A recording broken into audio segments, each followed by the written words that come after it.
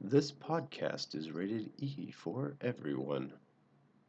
Hello, everyone, and welcome back to another episode of Nifty Ninty. I, as always, am your host, Matt Tuna Turner, and for those of you keeping score, this is episode number 19. I've got another really great show for you guys today. In fact, today will be a double stuffed episode because I missed last week. I was traveling again, this time to the Mecca of video games. I went to Tokyo, Japan. I also went to Kyoto, Japan, and visited a certain company's headquarters. I will say that it was quite a spiritual experience for me, a bit of a pilgrimage. I was very happy to be able to go see the house that Mario built. As I mentioned at the top of the show, it is a double stuffed episode because I have to get caught up on not one, but 2 weeks worth of content. So why don't we get right into it with these past new releases? As always, there is a constant march of Ninty titles to be released on the Nintendo eShop each and every week. So why don't we run down those first? Now keep in mind these are in no particular order, so this is a bit of a jumble. But over the last 2 weeks, we saw the release of 99 Seconds, a Chitty Bundle, which sounds a little nefarious. Animated Jigsaw's Wild Animals. I'm guessing that is a animated puzzle game. I do enjoy a good jigsaw puzzle. BQM, which stands for Block Quest Maker. Bury Me, My Love, which I've heard very often. Catastronauts, Combat Core. Don't Sink, followed up by Double Cross. Next we have Dreamwalker, and then Hive Jump. After that we have Inside My Radio. Is that like Radio Goo Goo, Radio Gaga? Sorry, an excuse to quote Freddie Mercury. Up next, JCB Pioneer Mars, followed by something that sounds like a really bad WWE gimmick, Job the Leprechaun. We also saw a new Johnny Turbo arcade release, Fighter's History. Interesting note, Capcom actually tried to bury that game years ago, citing copyright infringement. However, I guess it didn't work because it's still here. Followed by Light Seekers, Mad Age and This Guy. Mecha Wars. I guess that's similar to Mech Warriors. Mentori Puzzle. This sounds like a game ripped right out of G.I. Joe. Operation Cobra. Followed by Overdriven Reloaded Special Edition. After that, Pick a Pix Pieces. That's a lot of peas. Peter picked a pack of pickled peppers. Followed by RTO 3, RTO Cubed. Did it come out of nowhere? Snowboarding, the next phase. Followed by a sci-fi shooter, Stellar Interface. Up next, a game that sounds very lonely, The Aquatic Adventure of the Last Human. Followed by Unicornucopia. And finally, on the Nindy front, Xenon Valkyrie Plus. As this is not only the beginning of a new year, also a new month, we also get a couple new Nintendo Switch NES classic titles. Those are, of course, Blaster Master and The Legend of Zelda 2. And finally, on the new releases front, we have the package titles. Starting it off is Fitness Boxing for the Nintendo Switch, which I'm guessing is a little bit Wii Sports, Wii Fitness, Zumba boxing fitness type of gamification of fitness. So this is good for people who aren't able to afford a gym membership. I can maybe can get fit while also playing some video games. Also, next for the 3DS is a remake, Mario and Luigi Bowser's Inside Story and Bowser Jr.'s Journey. Not only is that a very long title, but also a tongue twister. Up next for the Switch, another remake, Tales of Vesperia Definitive Edition. And these past 2 weeks, probably largest release, at least in terms of follow-ups for Smash, is New Super Mario Bros. U Deluxe. So out of all these titles, it appears that Fitness Boxing is the only new IP. The other 3 are all remakes. What game are you guys looking forward to playing the most as a follow-up to Smash? Are you still playing Smash? Maybe you're not bored of Smash yet and you still want to play it. Anyways, let me know. At least there's something in here for us 3DS owners. That's a lot of releases over the last couple of weeks. I have to say that I'm probably the most excited for the NES Classic releases on the Nintendo Switch Online service. I think I might actually do a Let's Play for Legend of Zelda 2. It is one of the few Zelda games that I've actually yet to play and finish. Also, Blaster Master is just a blast, so I mean, come on, how could you not like that? Let's keep this train rolling and get on with these past 2 weeks' headlines. As it has been 2 weeks, there has been quite a bit of news, even through the traditionally slow holiday season. As people started getting back to work, the news started to ramp up. So here it is in no particular order. First up, this is on the modding front. A savvy group of people or just a single person, whether it's a person or people, I'm not entirely sure, but Shank Mods has decided to take a old Wii and cut up all the insides and pieces and stick it into a little plastic shell with a nice bright LCD screen. He's essentially created a portable Wii Switch hybrid. Although it doesn't play Switch games, it plays every single Nintendo GameCube and Wii game, and at full speed. He's calling it the Pee-Wee. It sports a combination of GameCube face buttons as well as 3DS circle pads. So the folks over at Shank Mods, what they've done is they've took apart old GameCube controllers, a Wii itself, as well as a 3DS, and kind of mashed it all together into this portable Wii, essentially. It does not have a optical drive, so for people who would want to play a WiiWare title, it will have to be loaded off of a USB flash drive. Now, Shank isn't producing the Pee-Wee for sale, I imagine because he'd probably be hit with a ban hammer or cease and desist orders. However, it is a nice example of what someone can do with old tech to bring it back into a modern era. If you want to see more about Shank's work, I will put a link in the description below. While still on the topic of modding, there is a savvy modder out there named Benj Edwards, who you may or may not know creates a whole bunch of arcade-style fighting sticks for old consoles, everything from the Atari 2600 all the way up to the Sega Genesis, Super Nintendo, Sega Master System, etc. You get the idea.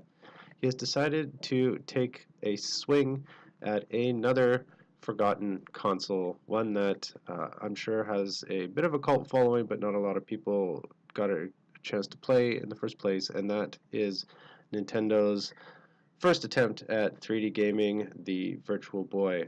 He has designed a fight stick, which I believe he has called the BX250. I think that was his prototype, and he has since created another one. He has said that he does not plan to mass produce the arcade fight stick for the Virtual Boy, as there really is only one fighting game for the Virtual Boy that was never really officially released and is also a fan project by somebody else.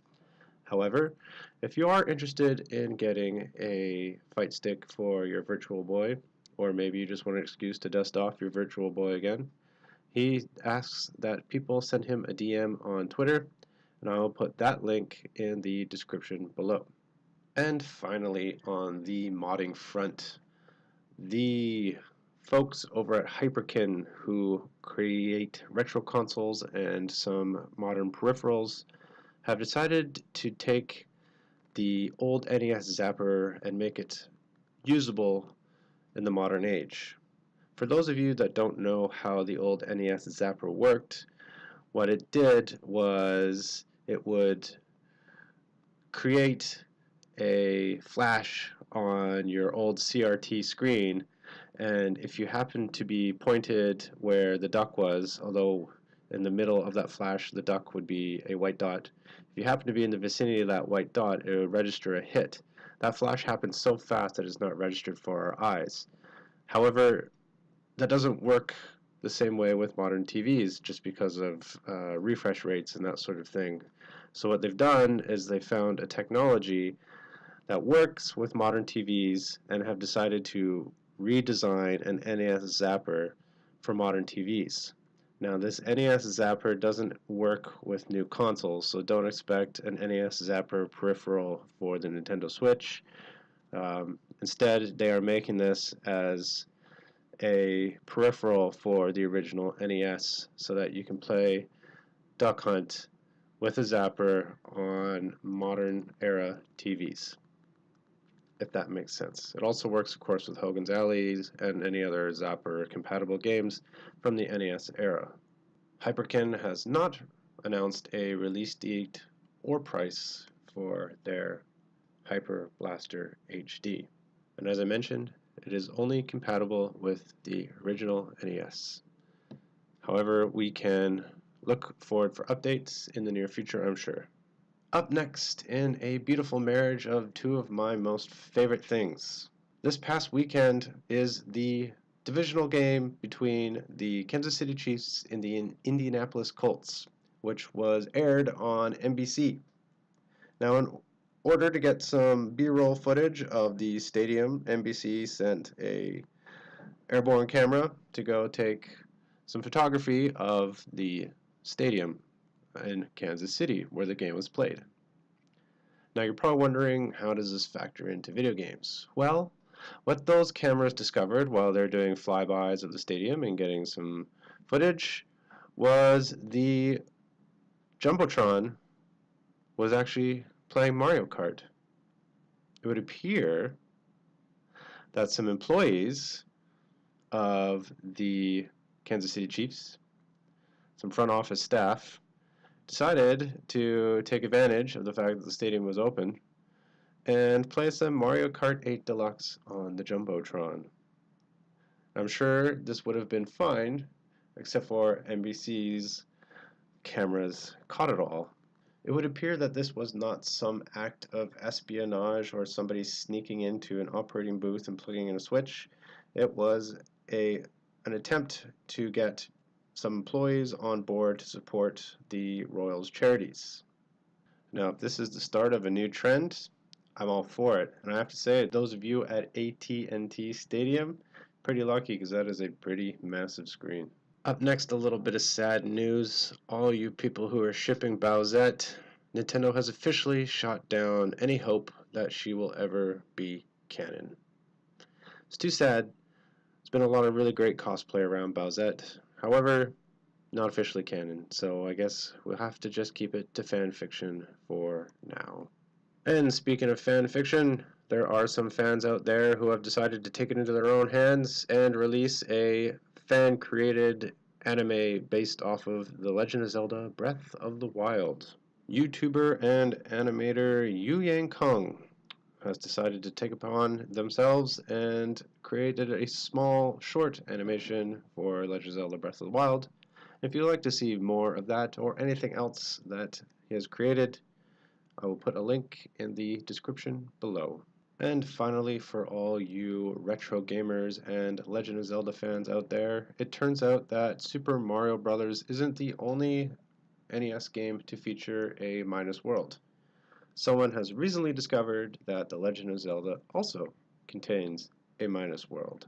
However, unlike Super Mario Bros., in which you can reach Minus World from within the game, for The Legend of Zelda, someone actually had to go into the code and bypass some of the internal mechanisms, and which would prevent people from walking out of bounds. Once able to move outside the barriers into the minus area, apparently the game looks a bit like an 8-bit acid trip, with enemy sprites inverted, objects scattered all across the screen, and apparently the caves have pulsing rave beats inside them. Alright, well that's it for all the news and headlines over the last 2 weeks. Before moving on to this week's game review, I just wanted to take a short little minute to talk about something that apparently people have been complaining about. If you haven't guessed by now, what people are complaining about most about Nintendo Switch is its online service. It isn't the most fully featured service on the planet, especially compared to its Xbox competitors. However, it's still pretty good for the price you pay. People have been complaining about a bunch of things. Not only is the service itself not fully fledged, but they want more games or games from other consoles like Super Nintendo, N64, Game Boy, etc. Or they possibly just want the virtual console to come back. They aren't happy with the subscription-based play all you want, $20 a month, here are the games type of approach. Now, while I do agree with some of the sentiments that have been floating around the blogosphere and YouTube and all that kind of stuff over, since the Switch Online's launch in September, there's some things that don't make sense. I would love a virtual console to come back, and I also would love to see titles from other consoles to come back. Not only other consoles, but other, I would say, developers. It'd be nice to see stuff other than what Nintendo does. Perhaps Capcom will get on board or something like that. However, I have a feeling that most third parties such as Sega, Capcom, Ubisoft, etc. have figured out that they can create their own collections, put them on Nintendo Switch or any other platform as a bundle, and probably make more money that way rather than releasing them for $2, $3, $4, $5, $6 a pop. Which brings me to my next point. Do we really need to quote unquote own these games again? I mean, how many times have you bought The Legend of Zelda or Super Mario Brothers or any of those games?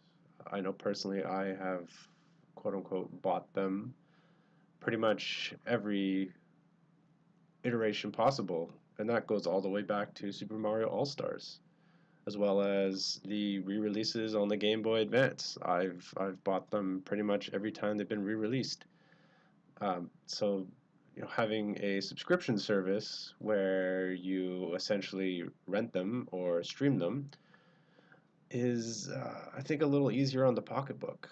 Plus, these current iterations of the games come with a lot of modern upgrades, things like online play, spectator play, online multiplayer, all that kind of stuff, leaderboards, things that would otherwise be missing if there was a dedicated virtual console or re-release like we've seen in the past. As I am a pretty ardent collector of things, it is hard to say that I'd rather stream them this time around, but I think at this point, if I were to actually buy these titles again, I would probably actually go to a retro game shop, support an independent entrepreneur, and actually buy the physical hardware as opposed to downloading another title off a virtual console again for the umpteenth millionth time.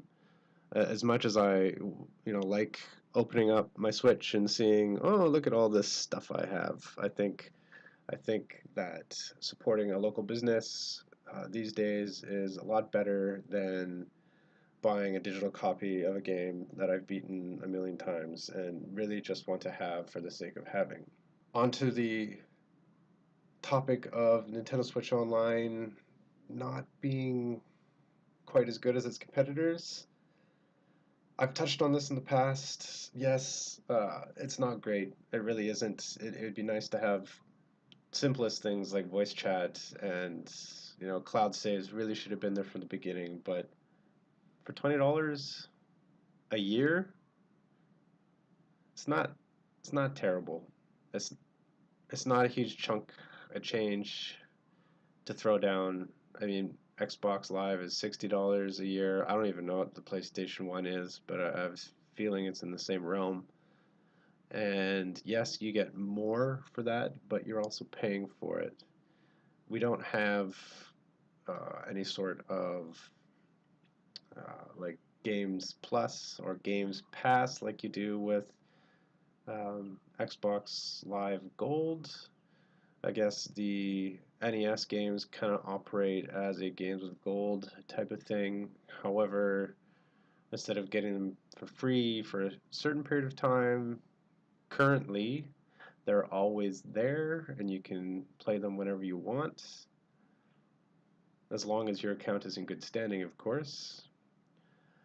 But I mean, you'd think that, especially since it took over a year from the console's launch to get the Switch Online going, that maybe they could have done a little bit more. But like I said, for $20, you kind of get what you pay for. It would be nice though to have like actual voice chat on the console, especially for certain games like Smash. You know, to be able to plug into my Pro controller as opposed to having to have my phone beside me with the app on and possibly having it die. Or what if I get a call in the middle of a match, you know, something important? It's just, it's not, it's not ideal. It is not ideal. But for $20, I guess it's as good as it's going to get. Maybe these are things will be improved in a Switch 2.0, a hardware update, something along those lines. One thing I would like to see, and I've already mentioned this, is I would like to see games from Nintendo's other console generations come to the Switch Online service. I don't imagine it'd be all that difficult. I have a reason to suspect that the reason it hasn't happened yet is because Nintendo are always perfectionists. They do things, you know, specifically Nintendo. They do things in their own way, always have, always will. But when it comes to re-releasing their older games, they won't do it if it's broken in any way. Although that being said, Smash Online is still kind of broken, so I'll bet not not wholly first party, but still, come on, guys. But I think that's why you don't see N64 or GameCube games even being talked about. I think this year we might see some announcements at E3 about possibly getting some Game Boy or possibly even Super Nintendo games coming to Switch Online in order to get people to subscribe. But I think that for N64 and GameCube, they need to figure out a way to make the emulation just like pixel perfect, because I know that's what Nintendo likes to do. Also, of course, adding in all the uh, modern types of things that we're used to these days, leaderboards and all that kind of stuff. And then speaking of the online service itself, for the most part, playing online has been pretty smooth. Splatoon 2 works really well. Mario Tennis Aces works really well. I haven't actually played Mario Party yet, but I hear it works really well.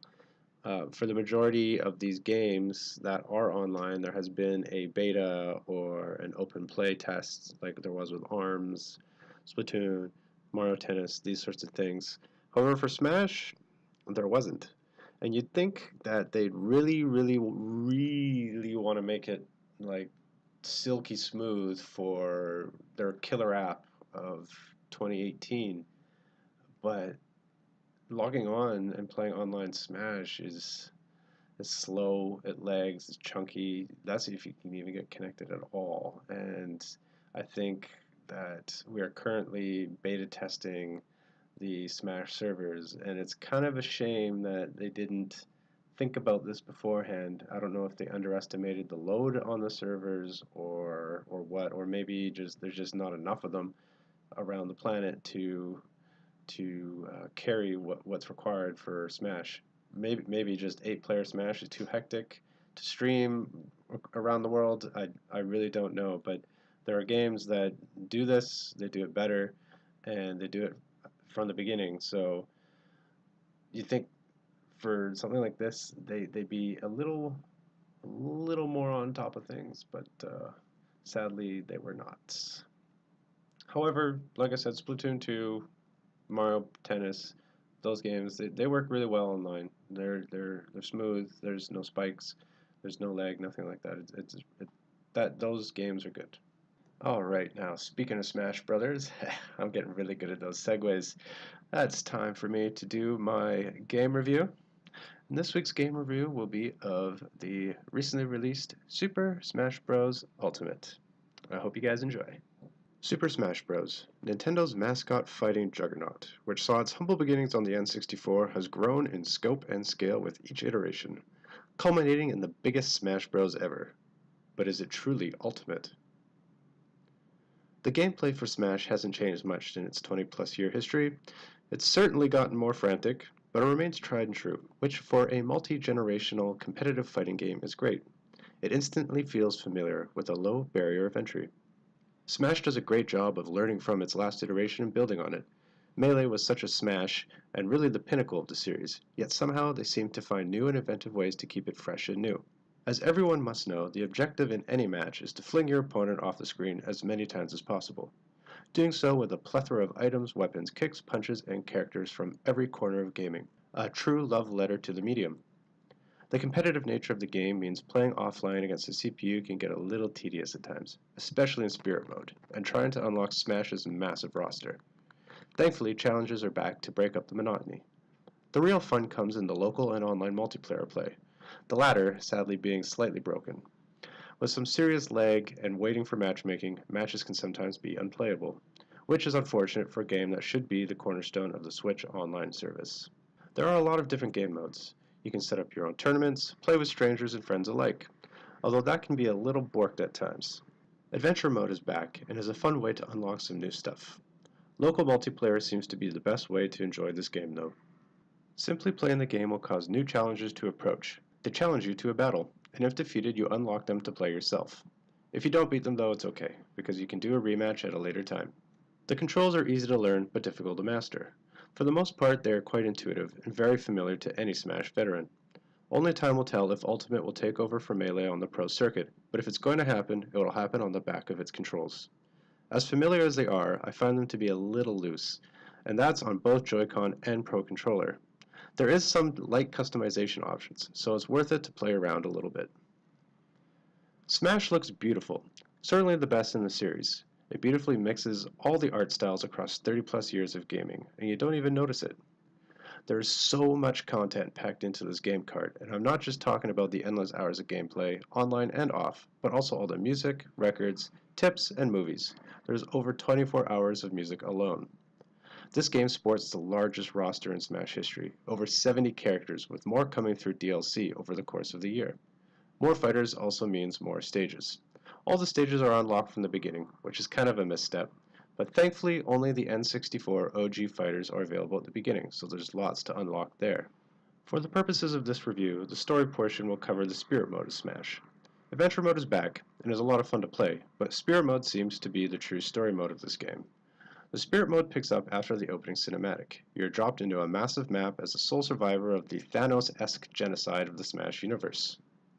Galeem has essentially stolen the spirit of every fighter and created alternate versions of them. It's up to you to rescue each and every spirit and eventually defeat Galeem. To do so, you must battle fighter after fighter. This of course becomes a grind. It can take upwards of 30 hours to unlock every single thing in this mode, so tedium is quite high. Thankfully the path isn't super linear, so there is some variation in the method of beating the entire story. Plus, each battle is varied in some way. Unlocking the spirits isn't always enough to keep a player motivated, even if there are some really neat spirits to unlock. There's also the Spirit Board, which runs different events and allows you to unlock exclusive spirits. So the final verdict for Super Smash Bros. Ultimate on the Nintendo Switch. For the gameplay, it's tried and true, frantic at times. Challenges offer additional incentive, but the online is kinda broken. Still, I gave the gameplay a 9. For controls, easy to learn, difficult to master, quite intuitive, but sometimes laggy, so I gave them an 8. Presentation. Beautiful game, lots of content packed into this game, and so much to unlock. I gave the presentation a perfect 10. As for the story, it's very large, there are varied matches, and there's a lot of content in there, but it becomes a bit of a grind to unlock all the stuff. Still, I gave it an 8. That gives the total for Super Smash Bros. Ultimate for the Nintendo Switch a 8.75. Well, that's it for another game review and pretty much the end of this episode of Nifty Ninty. I hope you guys have enjoyed it. If you have any questions or comments, please do leave them in the comment section below. If you're listening on iTunes, please do head over to YouTube. You can check out some of my other videos, subscribe, hit that little bell for notifications. I do have some Let's Plays coming down the pipe. I'm going to start with Super Smash Bros. Ultimate, as that's what I've been playing. I also in the future would like to do the Adventure of Link, that is Zelda 2, and anything else you guys might want to see me play or review, please do let me know below. You can find me on Patreon, www.patreon.com/tunaentertainment. Also on Twitter at tunaent_official. That's the number 2 NAENT_official.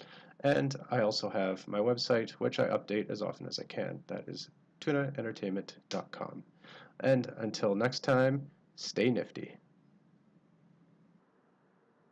Hello? Is this thing on?